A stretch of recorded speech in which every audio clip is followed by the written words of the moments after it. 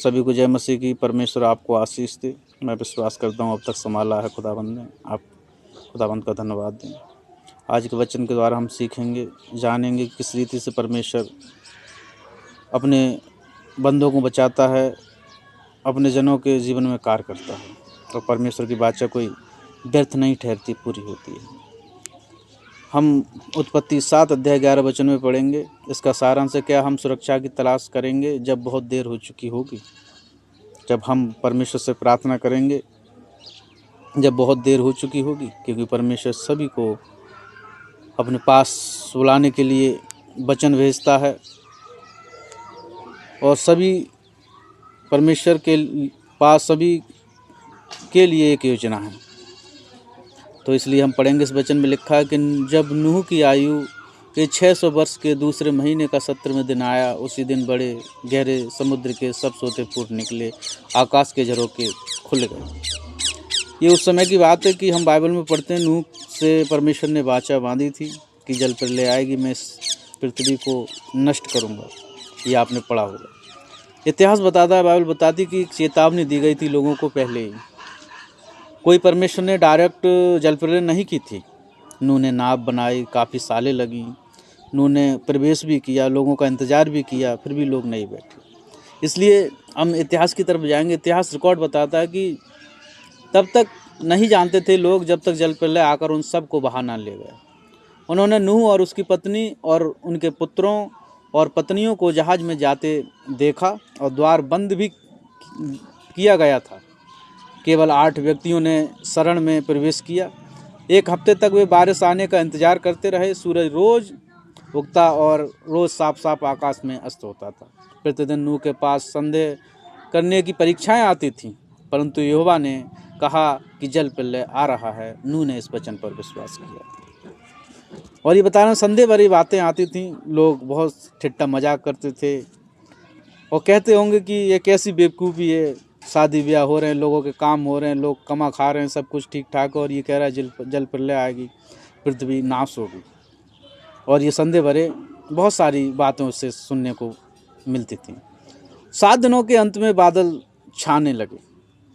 जैसे ही 7 दिन बीते और नूह बैठ गया अपने लोगों को लेकर उस नाव पर, और फिर 7 दिनों के बाद बादल छाने लगे। एक नया नज़ारा था, क्योंकि लोगों ने कभी बादल नहीं देखे थे। बादल घने हो गए, जल्दी ही बारिश शुरू हो गई, और फिर भी लोगों ने ये सोचने की कोशिश की कि ये बहुत ख़तरनाक बात है, क्योंकि बादल आते थे मगर ऐसे बादल नहीं आते थे, घोर अंधकार जैसे।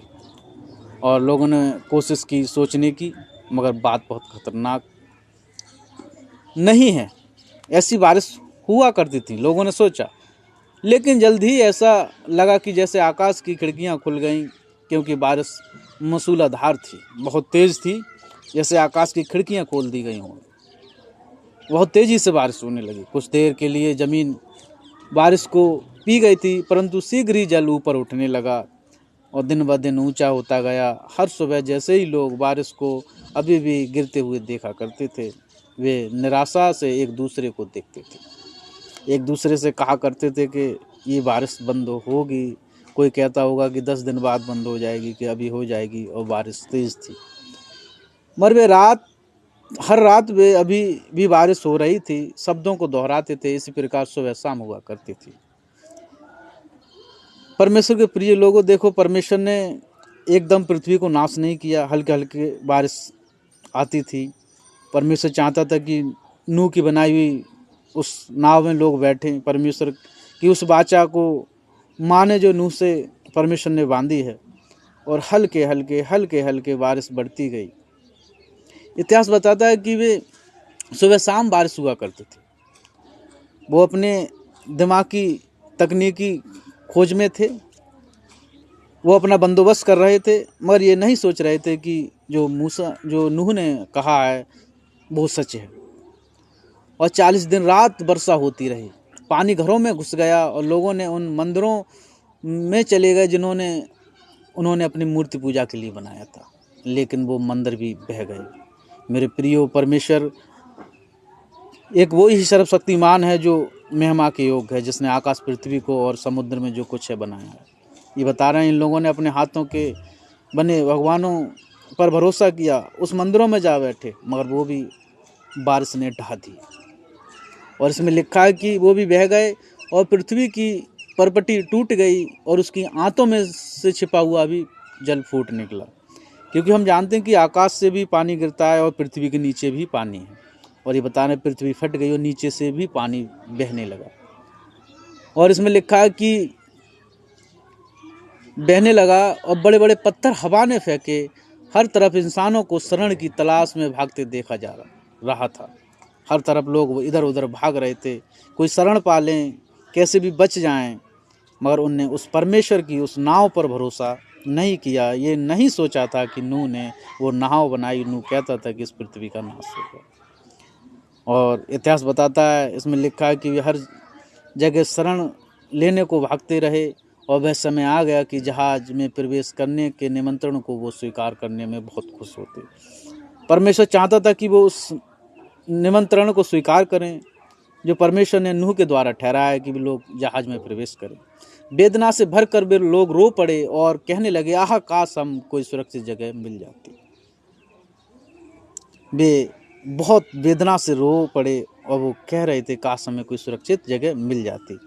मगर उन लोगों ने परमेश्वर की बनाई नूह के द्वारा बनाई गई उस नाव पर भरोसा नहीं किया। और ये बता रहे हैं कि काश हमें कोई सुरक्षित जगह मिल जाती। और कुछ ने नूह से चिल्लाकर जहाज में प्रवेश करने की याचना की, परंतु तूफान से भयंकर विस्फोट के बीच उनकी आवाज़ अनसुनी थी। कुछ लोगों ने नूह से आवाज़ लगाई होगी। इतिहास बताता है कि उनके लिए खिड़कियां खोली जाएं, मगर तूफान इतनी तेज आया कि उनकी आवाज़ कम पड़ गई और वो सुनाई नहीं दी। और ऐसा वक्त मेरे प्रिय हमारे जीवन में आ जाता है कि जब हम समय देर हो जाता है तो परमेश्वर से हम प्रार्थना करते हैं और हमारी प्रार्थना भी वहाँ तक नहीं पहुँचती। हर अंधकार की शक्तियाँ, हर चीज़ रुकावट बन जाती है जब व्यक्ति मुसीबत में फंस जाता है। इसलिए समय के साथ चलें। आगे पढ़ते हैं।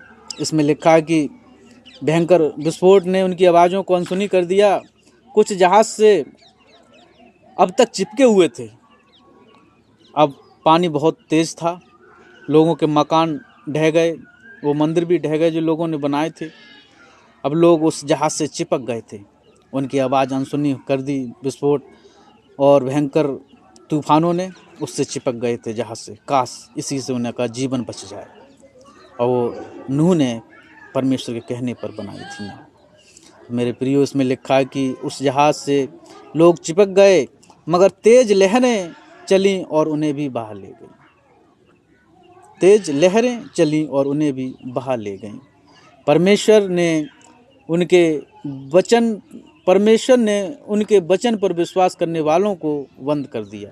जितनों परमेश्वर के वचन पर विश्वास किया, नूह के घराने ने, वो अंदर बंद थे, सुरक्षित थे, कोई अन्य प्रवेश नहीं कर सकता था।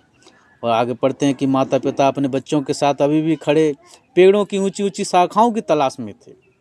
माता पिता और बच्चे अभी भी सोच रहे थे कि जो पेड़ हैं बड़े बड़े, उनकी शाखाओं को हम पकड़ेंगे शायद बच जाएंगे।